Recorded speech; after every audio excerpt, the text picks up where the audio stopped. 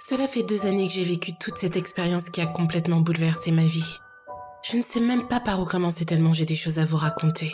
Mais je pense que vu toutes les révélations que j'ai à vous faire, c'est mieux de garder l'ordre chronologique des événements. Après avoir mangé ce bonbon qui m'a permis de me souvenir de chaque instant de mon périple au pôle Nord et d'avoir pris la décision de tout faire pour sauver les pauvres âmes qui se trouvaient là-bas, je me suis mise à faire des recherches. Je dois vous avouer que je ne m'y suis pas mise directement. Disons que mon retour a été très difficile. Vu que tout le monde autour de moi pensait que j'avais disparu après un épisode psychotique, j'étais surveillée de près. Et bien sûr, il était hors de question pour moi d'essayer de raconter la vérité à qui que ce soit. Ça n'aurait fait que précipiter un petit séjour en hôpital psychiatrique. Ma famille m'appelait plusieurs fois par jour, prétextant des raisons toutes plus ridicules et insensées les unes que les autres. Et le psychiatre qu'on m'avait fortement conseillé d'aller voir n'arrêtait pas de me répéter que je ne devais pas avoir peur de lui dire toute la vérité. Je savais déjà que je n'étais pas la meilleure des menteuses, mais son air suspicieux n'avait fait que renforcer ce sentiment. Heureusement pour moi, au fil des semaines, ma famille s'est rassurée. Et mon psychiatre a fini par réaliser que malgré tout son travail, il n'arriverait pas à me faire parler tout de suite. J'ai donc plongé dans le labyrinthe infini qu'était le Krampus et sa légende. Car en toute sincérité, je ne savais quasiment rien de ce monstre. Cependant, alors que sur le premier site internet que j'avais ouvert, une illustration de lui apparaissait, je n'avais plus aucun doute sur le fait qu'il s'agissait bien de la créature que j'avais eu le déshonneur de rencontrer. Pratiquement tout y était. Sa fourrure drue et sombre, ses cornes menaçantes et ses dents pointues et acérées. La seule chose que ne pouvait pas retranscrire l'image, c'était l'odeur putride qui se dégageait de lui. Ça ne m'a pas étonné de voir qu'il y avait plusieurs représentations de lui, tantôt plus humaines, tantôt plus bestiales. Après avoir secoué la tête pour me sortir ce souvenir de l'esprit, je me suis mise à lire les longs paragraphes qui parlaient de lui. J'ai cliqué sur tous les sites possibles et imaginables, et pour la première fois de ma vie, j'ai été plus loin que la page 5 des recherches Google. Mais même comme ça, je n'en savais pas vraiment plus. En compilant le peu d'informations que j'avais trouvées, j'ai appris que le Krampus ou le Krampus, selon la prononciation, était normalement une simple histoire folklorique qui avait pris naissance en Europe centrale, plus précisément en Allemagne selon certains.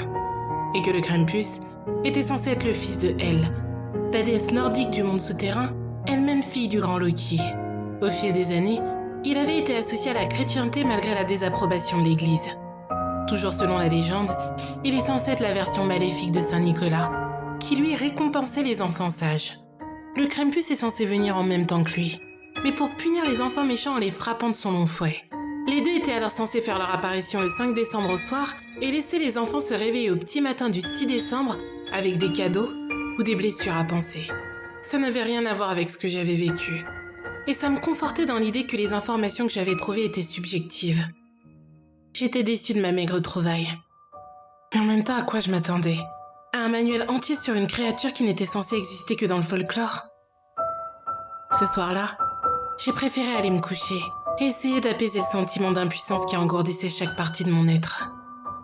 Les jours suivants, j'ai poursuivi mes recherches, en élargissant mes ressources aux livres que j'avais pu trouver dans la bibliothèque de ma ville. Mais encore une fois, il n'y avait absolument rien qui aurait pu m'aider. Après plusieurs semaines de recherches laborieuses et infructueuses, j'ai eu envie de baisser les bras et d'accepter mon sort, et celui de toutes les personnes que je m'étais mise en tête de secourir. Si je ne trouvais pas comment le détruire ou au moins l'affaiblir, je savais qu'il n'allait faire qu'une seule bouchée de moi à son retour, peu importe ce qu'il me réservait. Je ne comprenais pas pourquoi il ne m'avait pas directement écrasé d'une de ses énormes pattes. En même temps, ses raisons étaient ridicules. De l'insolence. C'était vraiment n'importe quoi. C'était clair qu'il préférait jouer avec ses proies et les torturer le plus longtemps possible. Cette seule pensée m'a remotivée à poursuivre mes recherches, aussi vaines soient-elles. Quelques jours plus tard, une idée m'est venue en tête. S'il existait des spécialistes sur tous les sujets, il y en aurait forcément un qui pouvait m'aider. J'ai fini par tomber sur le site d'un homme, le professeur Rakitic. Il se disait cryptozoologue, ou en d'autres mots, spécialiste en études de l'inconnu, des légendes et autres animaux fantastiques. Je n'avais jamais entendu parler de ce métier, mais je dois avouer que malgré tout ce qui s'était passé, j'étais un peu sceptique. Pourtant, je me suis tout de même retrouvée à cliquer sur la section contact. Il n'y avait qu'une adresse électronique pour le joindre. Aucun numéro de téléphone ou adresse. J'ai tapé un paragraphe demandant toutes les informations que je souhaitais recevoir. Pour ça, j'ai prétexté préparer une thèse universitaire sur les créatures du folklore européen et leurs faiblesses. Mais à vrai dire, quasiment toutes mes questions avaient pour seul thème le Krampus. Je ne savais pas si ça allait aboutir à quoi que ce soit. Mais au moins, c'était un espoir de plus. En attendant la réponse du professeur, je tournais en rond. Chaque jour qui me rapprochait du moment fatidique me faisait me rendre compte de la réalité de l'horreur qui m'attendait. Ce qui, après mon retour, ne semblait qu'un cauchemar lointain, occupait désormais chacune de mes pensées. Je n'arrivais même plus à fermer l'œil sans me réveiller en sursaut au beau milieu de la nuit. La seule chose qui me remontait un peu le moral, c'est que j'avais pu récupérer mon adorable chat, Mina. Il a fallu 2 longs mois avant que le professeur Rakitic ne me réponde.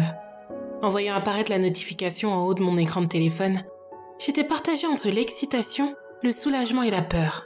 Le contenu de cet email pouvait décider de mon sort. En l'ouvrant, j'ai été rassurée de voir qu'une pièce jointe l'accompagnait. Il disait « Chère mademoiselle Johnson, tout d'abord je tiens à m'excuser d'avoir mis du temps à vous répondre. Votre requête m'a fortement surpris et je suis fière de voir que de jeunes personnes telles que vous me connaissent et s'intéressent à mes recherches. À vrai dire, j'étais tellement flattée que j'ai cherché des réponses à vos questions pendant de longues semaines. Même si je dois l'avouer, au début je ne comprenais pas réellement votre démarche. Mais en me plongeant dans le sujet, j'ai remarqué à quel point votre approche de vous concentrer sur les faiblesses des créatures mystiques plutôt que leur force était intelligente. Du moins, je pense que c'est là où vous vouliez en venir. De plus, le Krampus est une légende simple mais passionnante. Je suis venue vous annoncer que j'ai finalement une réponse à votre requête. Vous trouverez ci-joint une des pages d'un livre très ancien sur lequel j'ai d'ailleurs eu beaucoup de mal à mettre la main.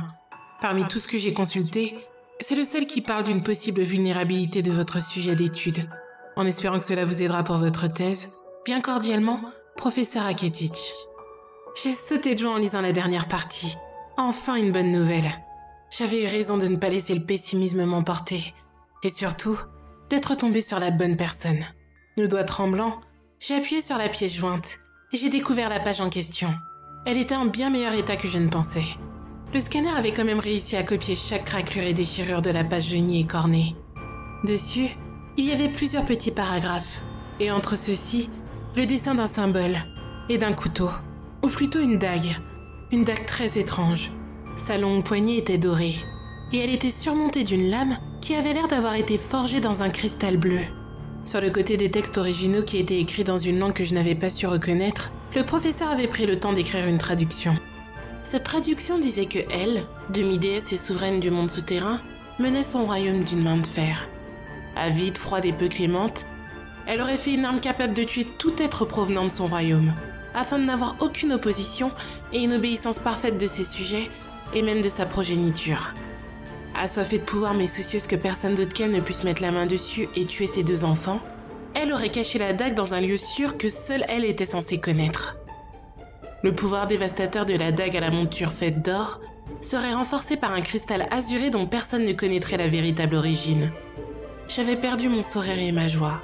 Certes, ce petit texte recelait plus d'informations que je n'en avais trouvé en 3 mois, mais il venait aussi de me confirmer que je n'étais pas prête de mettre la main sur la seule chose qui aurait pu tuer mon ennemi. Vous imaginez bien que j'ai tout de même fait tout ce qui était en mon pouvoir pour retrouver cette dague. En vain. Les mois passaient à une vitesse folle, amenant chacun leur propre lot de déception. Et alors que les dernières feuilles d'automne tombaient des branches pour laisser place à la neige, j'avais enfin accepté ma situation. J'allais devoir affronter le Krampus sans la moindre chance de gagner.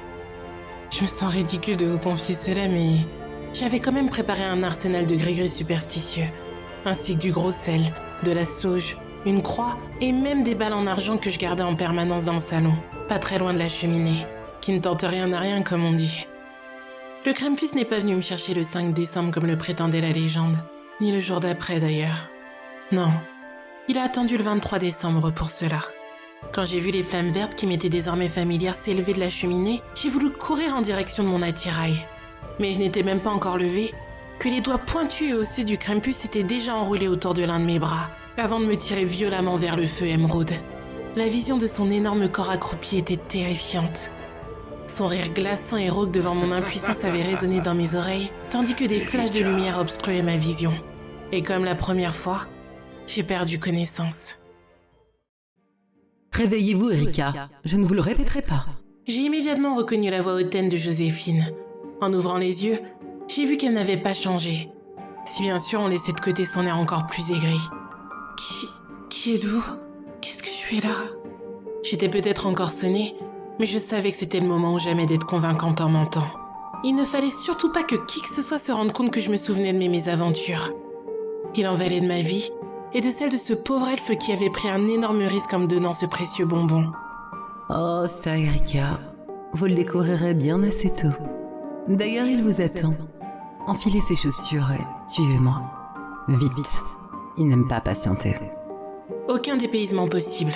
Je me trouvais dans la même chambre où j'avais passé plusieurs semaines. J'ai tout de même faim la stupéfaction et j'ai commencé à lui poser une multitude de questions pour avoir l'air crédible. Elle a répondu quasiment à chacune d'entre elles avec agacement, tandis que l'on s'égarait progressivement dans les longs couloirs blancs. Plus on avançait, et plus l'ambiance était bizarre.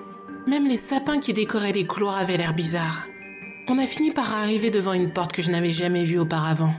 Je n'avais aucun doute sur la raison de sa taille démesurée. Mais c'est son apparence qui m'a étonnée. Elle était faite de bois brut et épais. Complètement rouge, il y avait 2 poignées dessus. Une quasiment tout en bas de la porte et l'autre au milieu.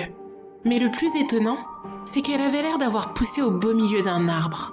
Un arbre gelé par le froid. Des branches sèches et quasiment mortes s'élevaient vers le plafond. Je ne sais pas pourquoi, mais la regarder m'avait mis dans un état pitoyable et j'avais la nausée. Des images du Krampus m'ont envahi la tête. Et c'est le claquement des doigts de Joséphine qui m'a fait revenir à la réalité. Allô, Erika, vous m'écoutez? Il va falloir vous reprendre, jeune fille. Monsieur Noël est particulièrement de mauvaise humeur depuis quelques jours. Je me suis contentée de la regarder horrifiée. Et son visage s'est radouci. Allons, c'était pas comme s'il allait vous manger.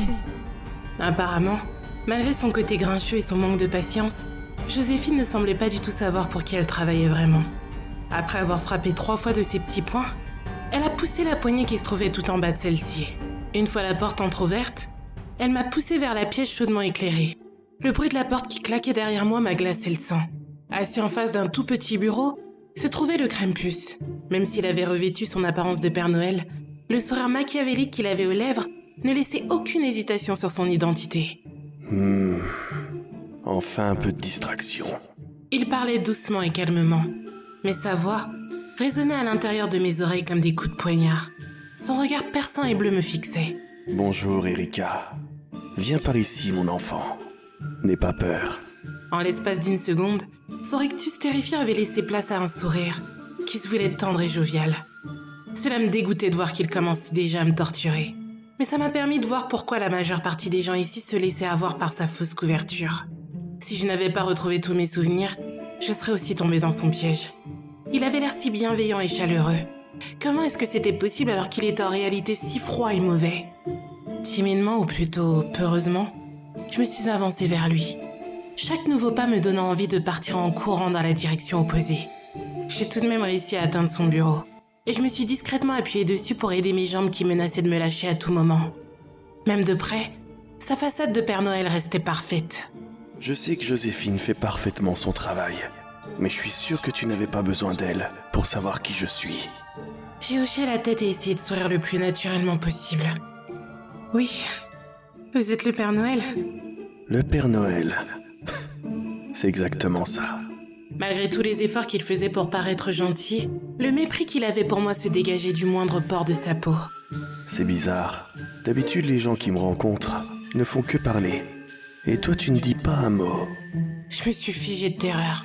J'avais peut-être réussi à berner Joséphine, mais j'allais devoir me débrouiller beaucoup mieux que cela si je devais convaincre ce monstre. Il fallait que j'arrête de me laisser dominer par ma peur. Je suis juste impressionnée. Vous êtes tellement... Je me suis arrêtée au beau milieu de ma phrase. Aucun terme positif ne me venait en tête.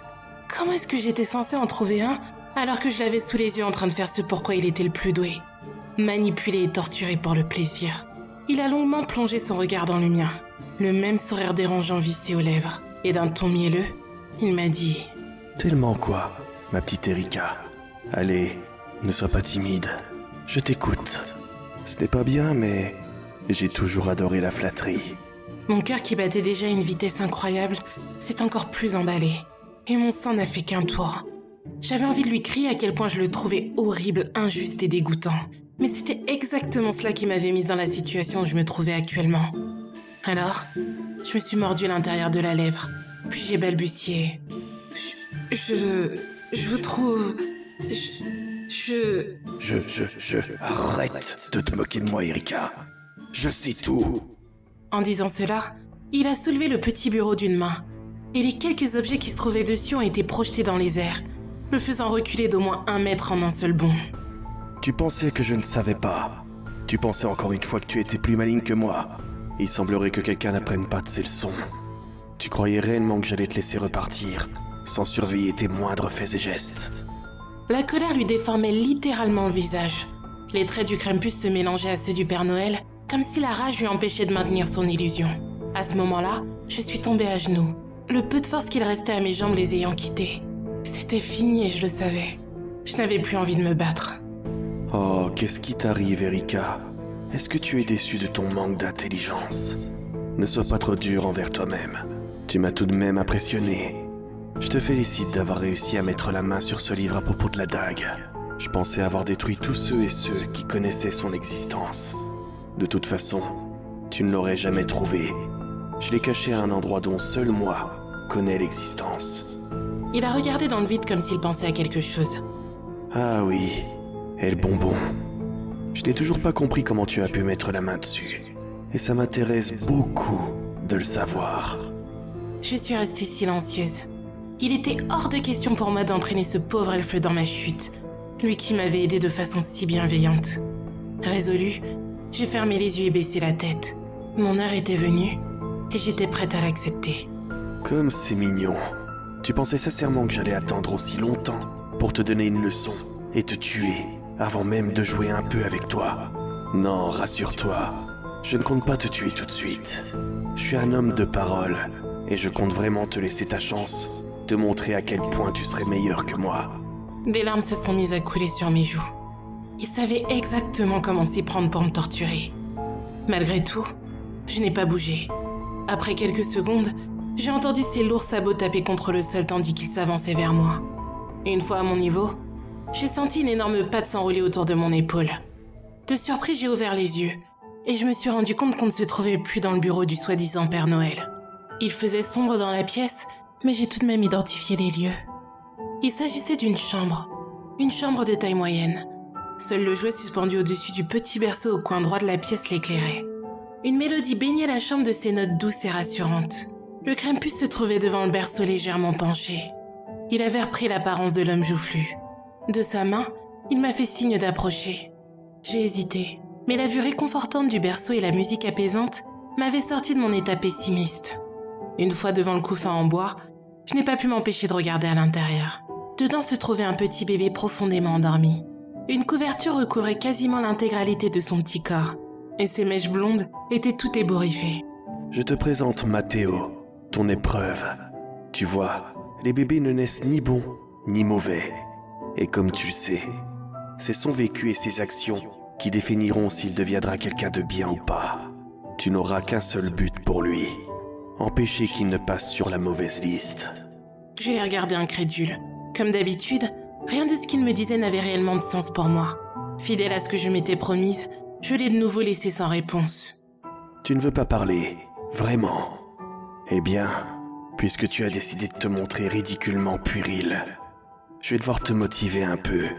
Si tu ne veux pas participer, tu ne seras pas la seule à être punie.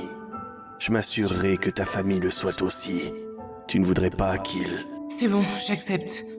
Vous comptez me garder 18 ans en plus à surveiller que cet enfant ne devienne pas mauvais? C'est ça votre plan sordide?